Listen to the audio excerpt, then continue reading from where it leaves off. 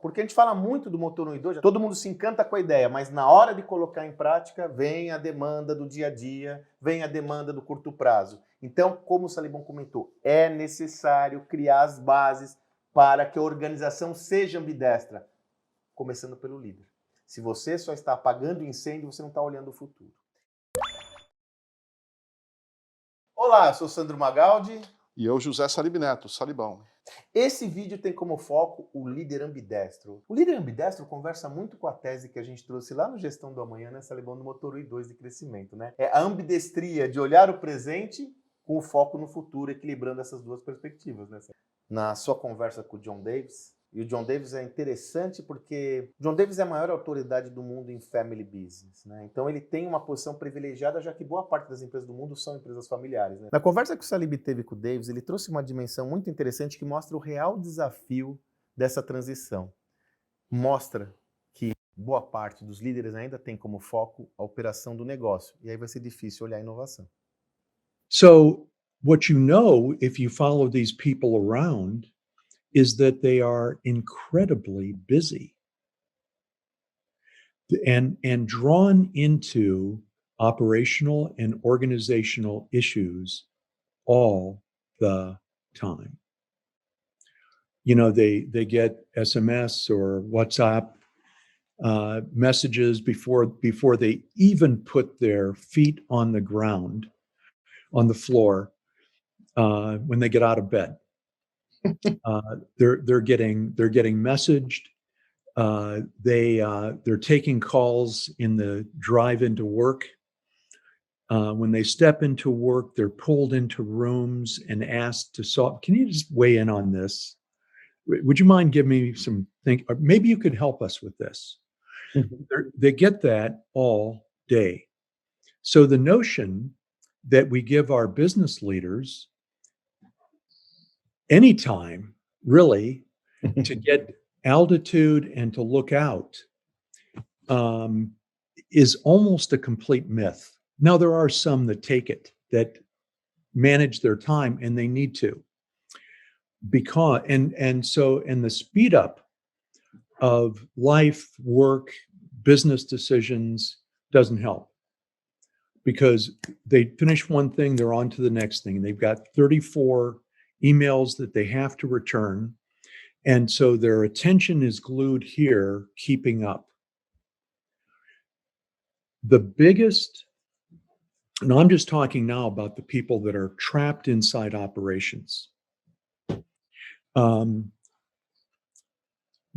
biggest threat to effective leadership today are two things: distraction and burnout. Mm-hmm. That if don't tell me I have to focus more attention out there and study things.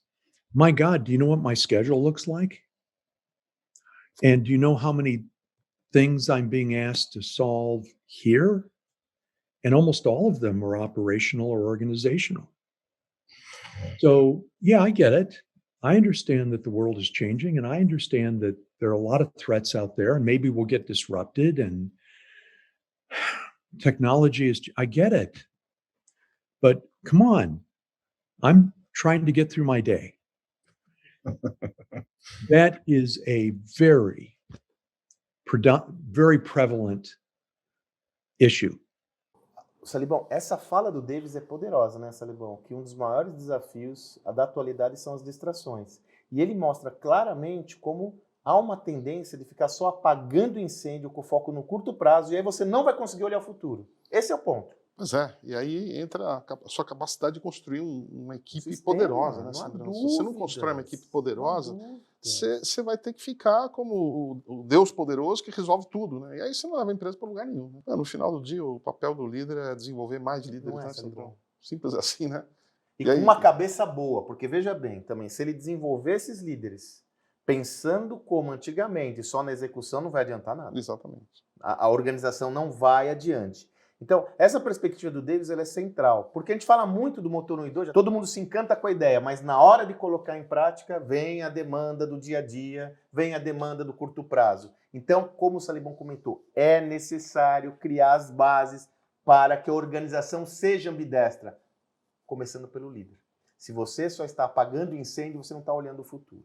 Mais uma vez, o Osterwalder, na sua conversa com ele, né, o autor do Business Model Canvas, ele traz uma visão muito interessante para nós, muito rica, que faz todo o sentido do mundo. O perfil do líder que inova não é o mesmo perfil do líder que executa. Eu tenho que trabalhar no equilíbrio dessas duas teses. Vamos dar uma olhada nessa fala do Osterwalder, que foi muito poderosa. Nós separamos duas do Osterwalder nesse vídeo, que ficaram muito adequadas para essa conversa. Vamos dar uma olhada. Like to distinguish the world into exploit, explore, right? So I do think actually those do require different kinds of leadership abilities. I mean, some are the same, right? So you need to lead people if you're executing, you need to lead people if you're innovating. That's the same. So there's a fundamental same thing. But I do believe that there are some differences when it comes to exploration than to managing. Ô Salibão, talvez no passado fosse possível eu pensar num líder só que inova e num líder só que entrega. Hoje em dia não dá mais, né? O líder tem que pensar nas duas dimensões, né? Quando a gente fala do motor 2, Salibão, tem muito essa discussão, como você mesmo colocou, tem vários motores 2, né? O mais famoso é o Lab, mas pode ser áreas de inovação. Como ele pode estar presente e distante da organização, né? Em que medida? Porque, como o próprio Davis falou, se estiver muito perto, a rotina vai engolir a inovação, né?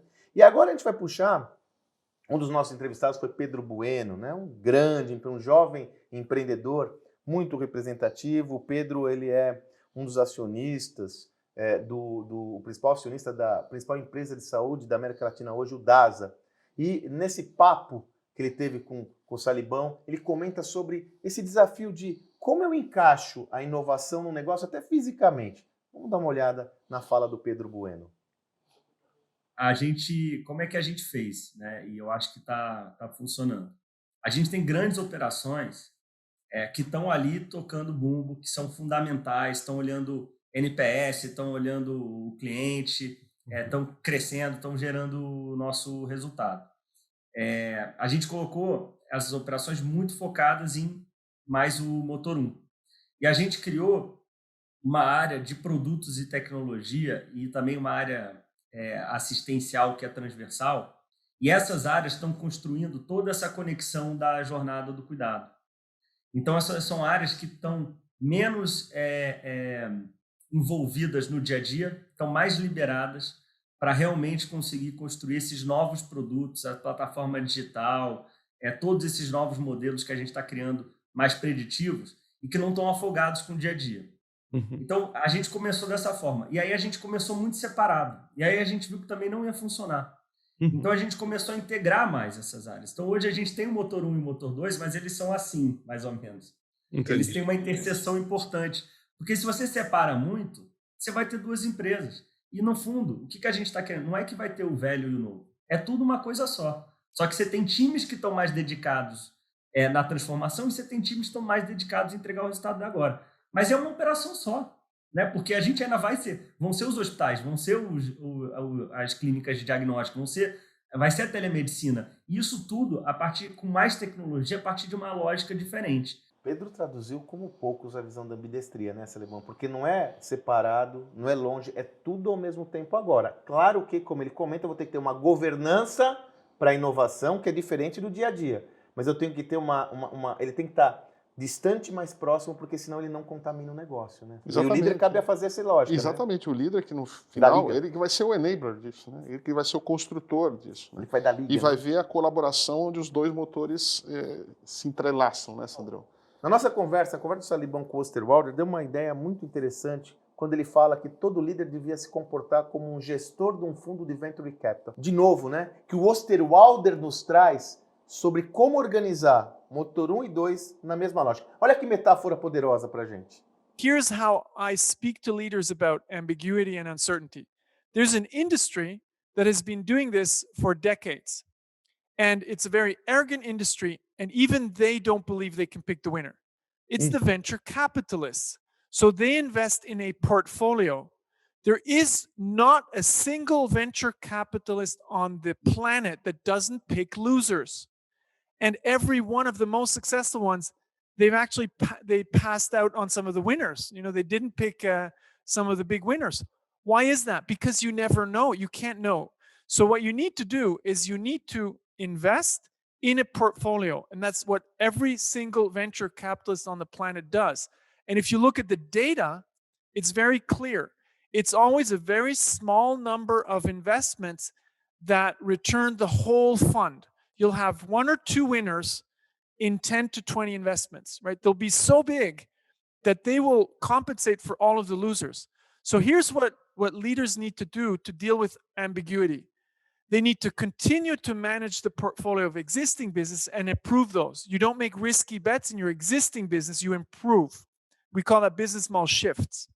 At the same time, you look at new arenas that you don't know, and there you don't make some small, big, some few big investments. You make many small investments, and you actually replicate the venture capital approach. And I'm not talking about corporate venture capital. I'm talking about creating the same attitude, the same culture inside of your company. Essa visão é muito interessante, né, Salomão? Entender como o líder é um fundo de venture capital onde ele tem vários investimentos, uns mais maduros, outros menos maduros, uns de mais riscos, outros de menos risco, e ele é o gestor disso tudo. E olha que interessante, né? O Osterwalder coloca aquilo que você falou, né? Não é uma questão de ser um venture builder, uma estrutura formal, é ter um mindset, uma atitude de gestor de iniciativas, umas mais maduras, umas do presente, outras para o futuro, né? Gente trabalhando no presente, gente trabalhando no futuro e fazendo essa colaboração entre os dois, né, Sandro? No final do dia, é isso que acontece, né? Note que o líder ambidestro tem a capacidade de ter essa visão do todo, né? E criar um contexto, um mindset, uma filosofia, uma mentalidade, uma estrutura que suporte no mesmo ambiente o presente e o futuro. Muito bom, né, Salomão? Isso é uma tese porreta, né? Ah, dá para ficar falando aqui durante horas, né? Durante horas. Pois bem, mais uma vez lhe convidamos a ter acesso a todo esse conteúdo, continuar conosco, porque nós estamos aqui imbuídos no propósito de trazer uma nova visão do líder, a liderança disruptiva, fundamental para a gestão do amanhã.